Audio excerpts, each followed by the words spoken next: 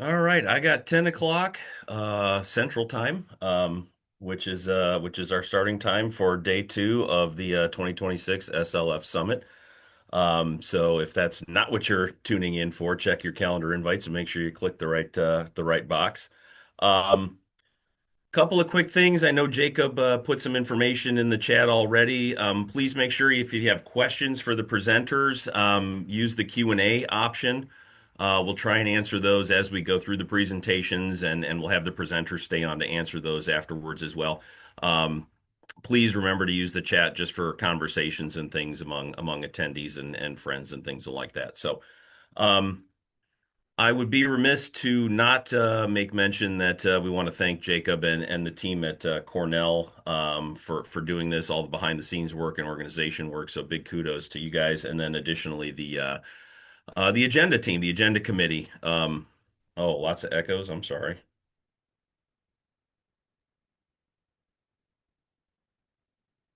Hmm. Don't know why that's happening, other than maybe I'll try and get a little further away. So Sounds fine okay, to me. okay, thank you. Um, And so yeah, lots of work, lots of time went into this on the agenda committee. Julie, excuse me, presented yesterday. A handful of National Plant Board members and a lot of work went into making this program work. So appreciate everybody that put the time and effort into organizing and contributing to this. So without further ado, I'm going to do a little quick introduction here and share. Ooh, here we go. Hopefully everybody can see this. As we talk about state responses and what's going on within the states, there's a couple of things that I want to make real clear to everybody. Not knowing who the demographics are for sure as far as who's sitting in here. Um, but from all the states, the USDA and Canada today, we're going to hear about all kinds of responses and updates with regards to survey and treatment and management and regulations and research and education and outreach. But a couple of quick things I wanted to make mention is that Cornell does a map or administers a map, trying to track this bug. And so you'll see these terms used throughout the day. And this is the map that shows the confirmed locations or counties within the U.S. And so these are going to be those locations or counties where infestations have been confirmed, typically through the egg mass or the presence of egg masses in a reproducing population.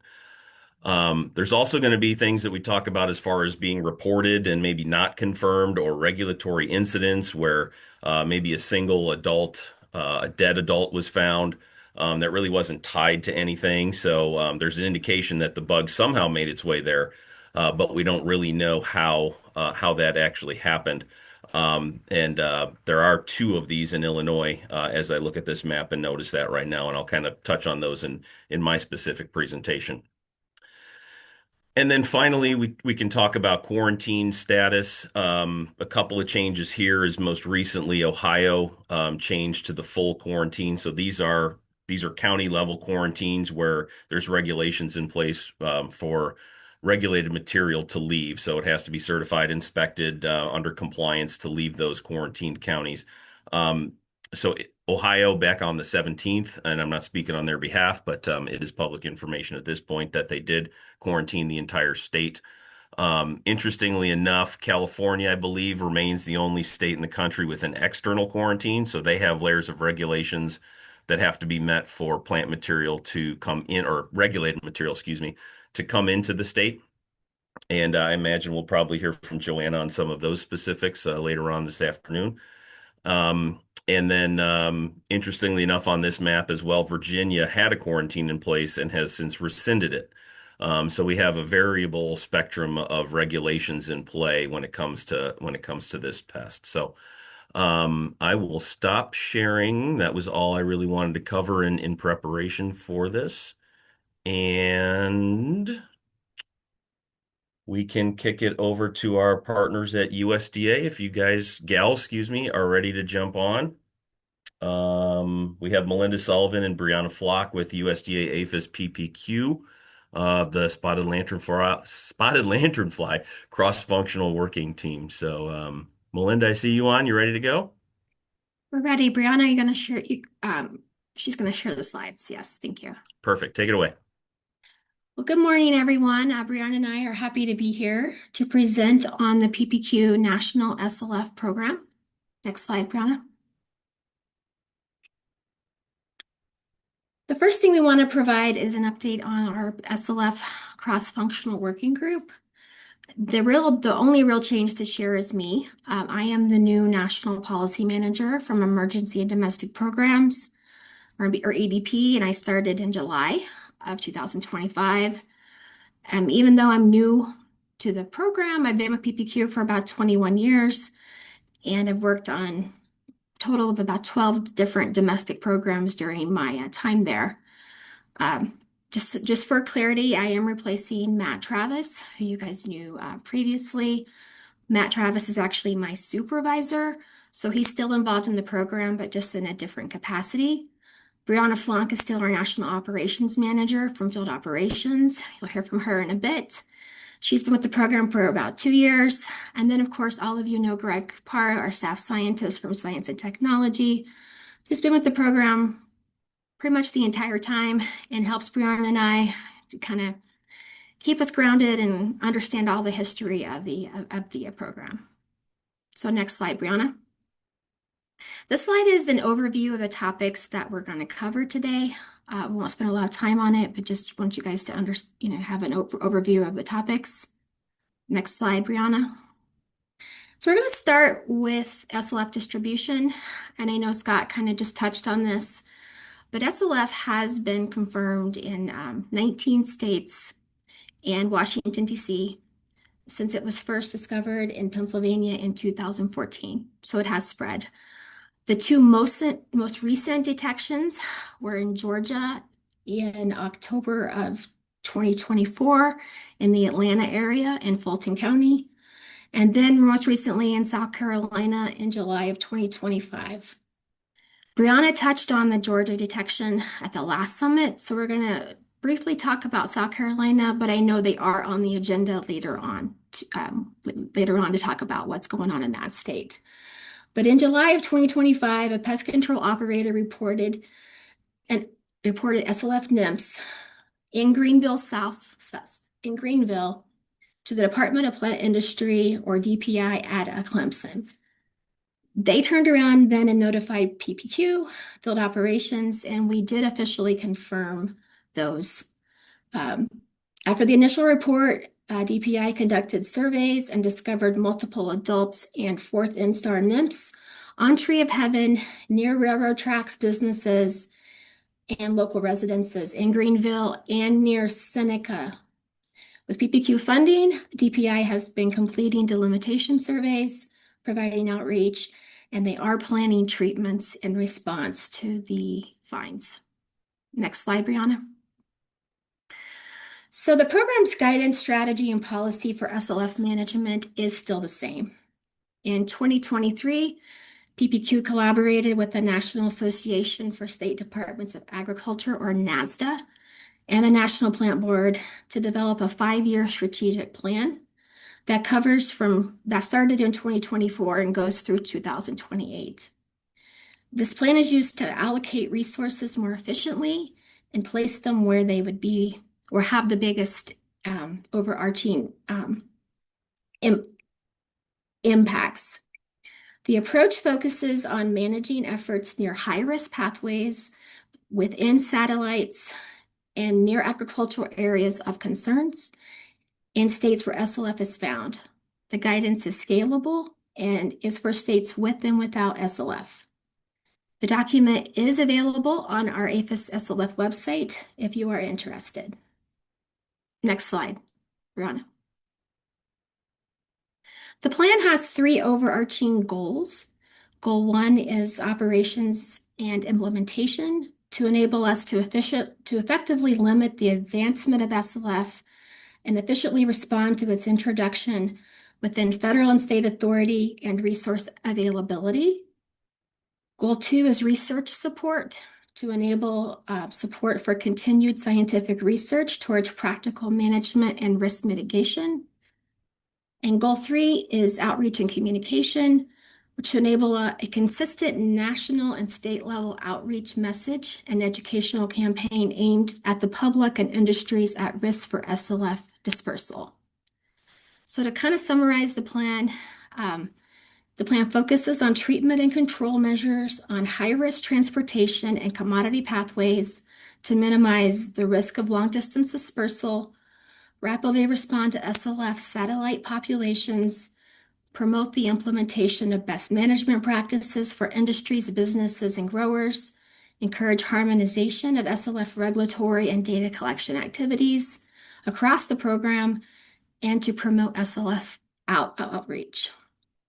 If you read the plan, though, however, you will notice it does require a review of the program and the resources so they can be adapted over time to the current conditions.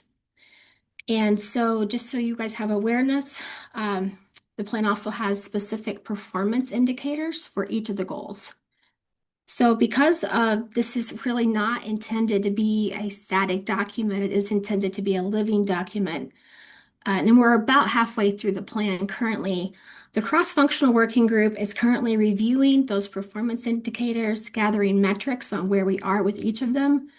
And we have plans to meet later in the year with NASDA and the National Plant Board to review where we are with the plan and see if the plan is meeting everyone's needs or if it needs some updating. So to support these 3 goals and the program, support for these goals and for the program comes from 3 funding sources. Next slide, Brianna. The first is our SLF appropriations, which comes from the specialty crops line. The second is from Plant Protection Act, Section 7721. And the third is from Plant Protection Act 7721 Rapid Response. Right now, we still do not have our finalized appropriations, but we are expecting an increase because Congress did increase the SLF appropriation by $500,000. The spending plan for the PPA has not been released. We're anticipating it will be released in the next few months in the spring of 2026. But they do fund some SLF research, outreach, and survey through that funding. And finally, our cross-functional working group just reviewed 14 operational funding requests from states, and we did submit a decision memo to our management, and we're waiting for approval of that decision memo. Next slide, Brianna. So one important piece of our program is our environmental compliance. And I'm sure most of you are aware, but we have to produce documents that ensure that our federal actions do not adversely affect the environment. And this includes activities that we have our staff directly involved in, or even activities that we provide funding for. For the program, the main things we have to comply with are the National Environmental Policy Act and the Endangered Species Act. And so we have to produce these documents, and at times this actually can be one of the limiting factors to how quickly we can respond to new SLF finds. So in 2024, the program did develop a document for the National Environmental Policy Act, or NEPA, and we call it the Pro-EEA. What was good about this document was in the past, we were developing these environmental assessments or documents on a county, state, sometimes regional basis, but usually after there was a find. And so sometimes these documents can take a while to produce. And so we were kind of always a bit behind. But this document covers the entire conterminous US. So if there's a detection in any of the 48 conterminous states, we can respond with any of the treatment methods and procedures that are in this document. So this actually will help us respond more quickly moving forward. This is also publicly available. It's on our website if you'd like to see it. Next slide. Um, Additionally, we have to produce biological assessments for compliance with the Endangered Species Act to make sure that our actions are not affecting and threatening endangered species or a critical habitat. And just to update, we did in July of 25 receive before the ESA compliance, we have to consult and get we have to consult with the Fish and Wildlife Service and get their concurrence on any of the mitigations that we propose to protect T&E species. And we did get that for California and Nevada in July of 2025. And just recently in 2026, we got concurrence for the Midwest region and for Fulton County and surrounding counties in Georgia.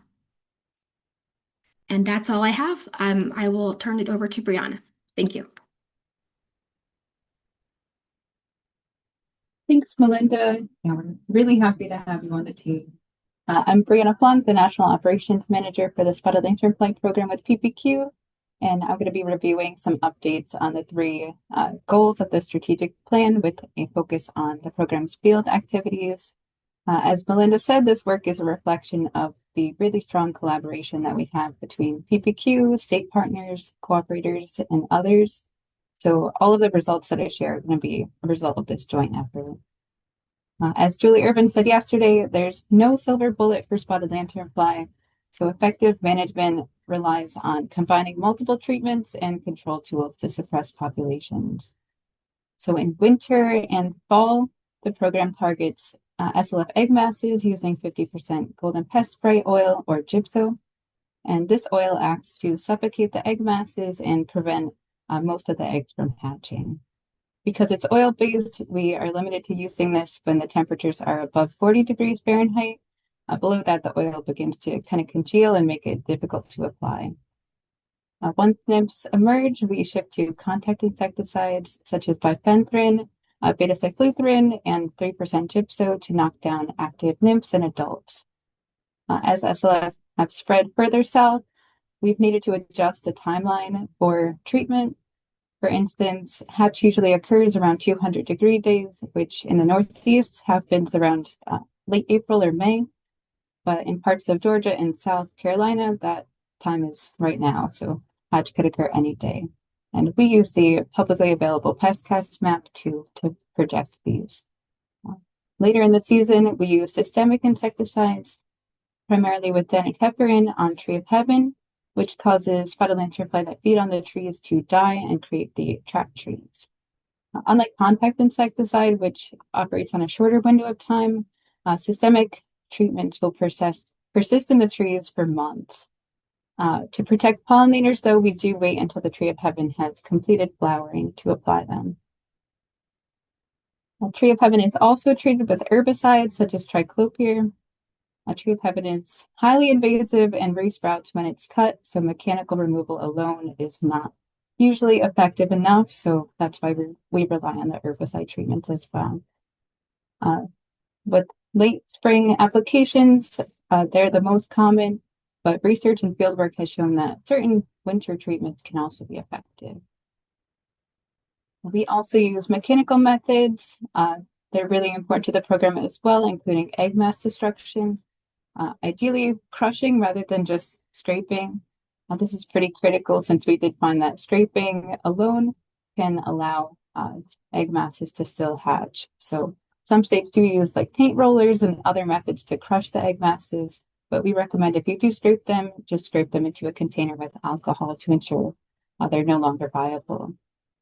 Vacuuming is another mechanical removal tool that we use in areas that have higher densities of nymphs and adults, and that helps reduce them in more localized populations. Because we can't treat everywhere, we focus resources on three main purposes: preventing long-distance spread, protecting high-value agriculture, and also addressing satellite populations. Although spotted lanternfly can fly short distances, long-distance spread is primarily due to human-mediated spread in hitchhiking. So high traffic rail and transit corridors are strongly associated with new detections and we often find infestations along rail lines. These corridors are also frequently lined with tree of heaven, which thrives in disturbed edge lines, and this creates kind of superhighways that facilitate spread and establishment. Although rail is a major pathway, we do survey and treat along multiple high-risk sites, such as the ones that Matt Helmus highlighted yesterday, especially where tree of heaven is present. High-volume shipping facilities such as cargo hubs, distribution centers, and airports also pose significant risk.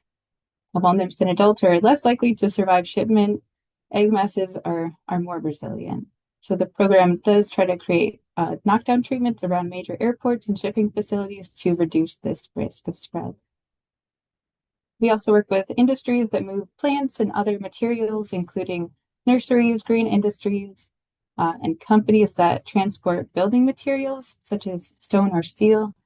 Egg masses that are laid on these materials can also be transported to new locations.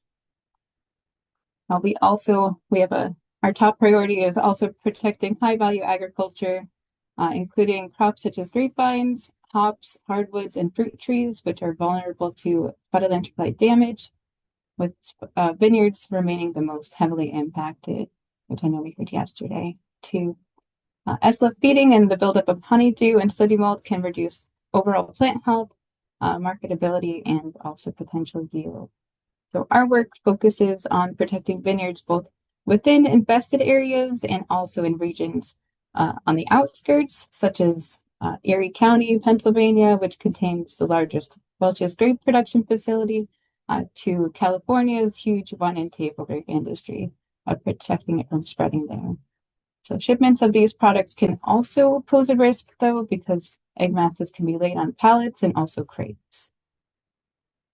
Last and definitely not least, a target that we have is satellite infestations, or new or isolated populations outside of the core or contiguous infested area, and we target those to also prevent further spread. As Melinda reviewed earlier, spotted lanternfly work funded through APHIS must comply with ESA and NEPA requirements. Therefore, treatment options vary depending on state and ecosystem, and we continue to refine our existing tools and implement new ones to kind of improve flexibility in these sensitive environments. So research by Phil Lewis with the Forest Pest Methods Lab, or FPML, showed that 3% gypso applied to first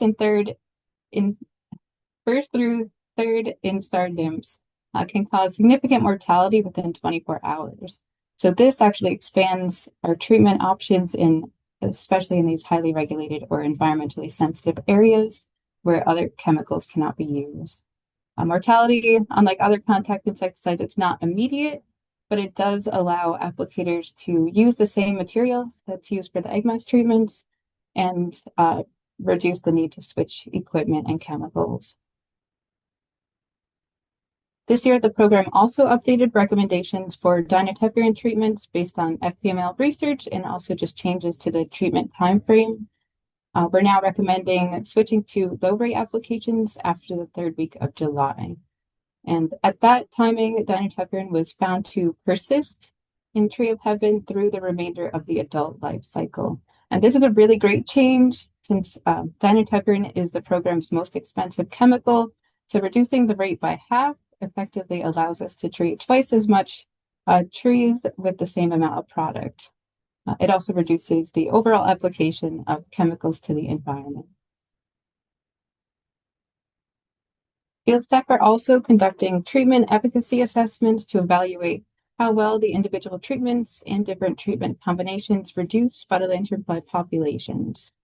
For this, teams establish monitoring plots and count live and dead nymphs and adults before treatment, and then repeat these counts after treatment at set intervals.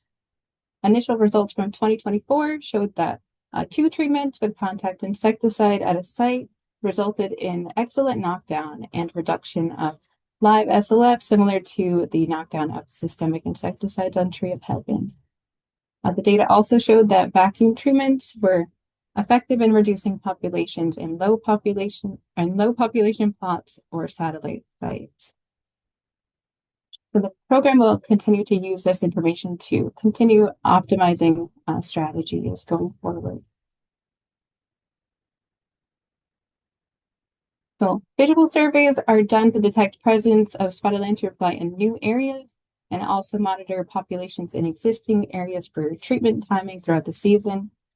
Visual surveys, they remain the approved method for SLF detection, but the program will only consider a positive area positive if a physical specimen is collected and confirmed by PPQ or state cooperators. Detection surveys aren't only done by people, but also done by detector dogs as well. And PPQ supports several states deploying detection canines in high-risk locations, especially businesses.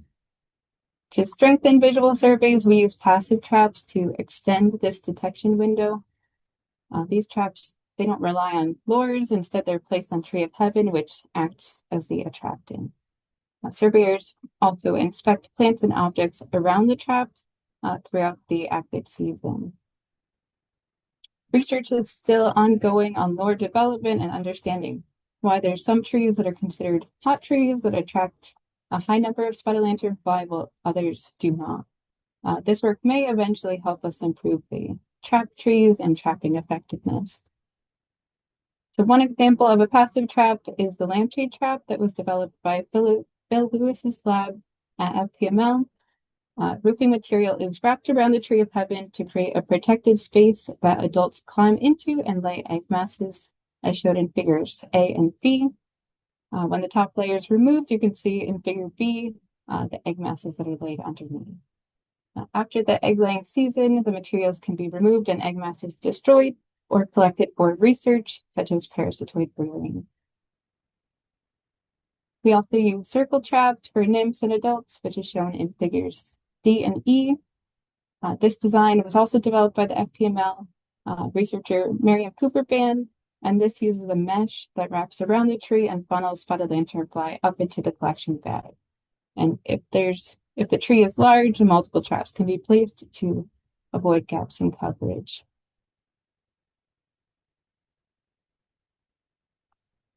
FPML researchers have also developed improvements to these existing traps and modifications as well. One example is the sconce trap, and this is a modified version of the lampshade trap shown in figure C.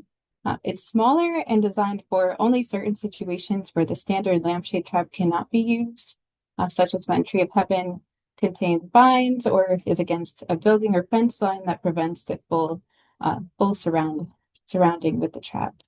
Or if you need a more discrete area and a smaller trap, especially in public settings.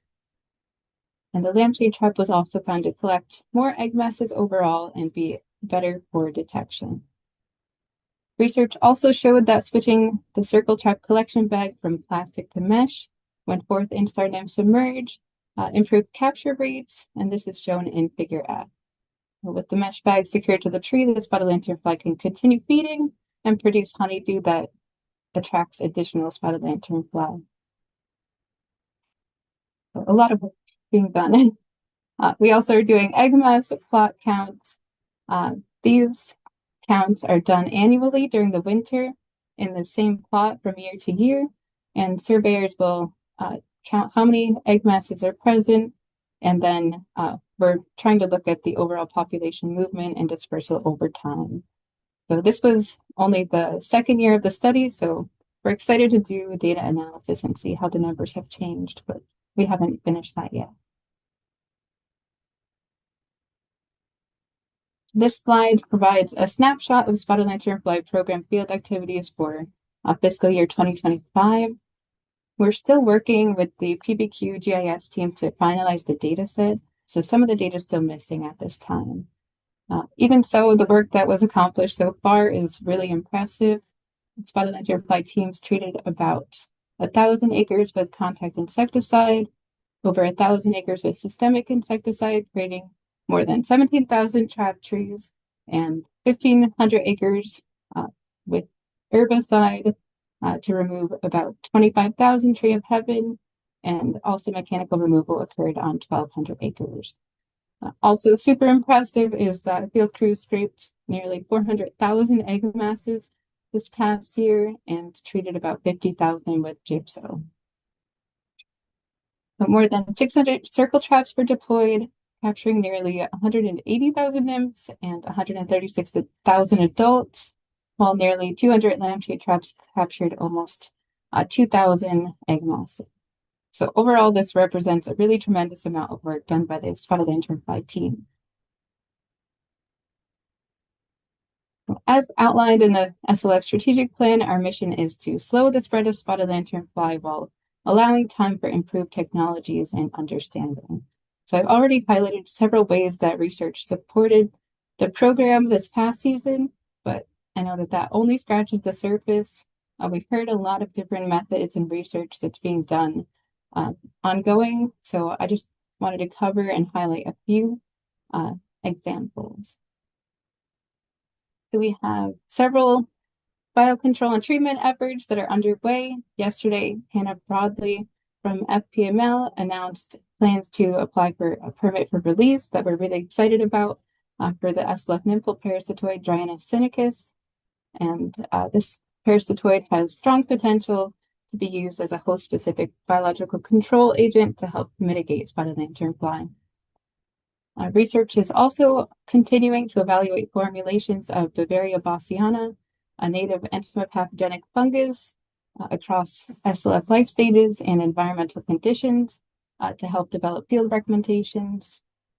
Also, Verticillium non-alfalfa, a vascular wilt that's native to the US, is also being studied as a biological control agent for tree of heaven.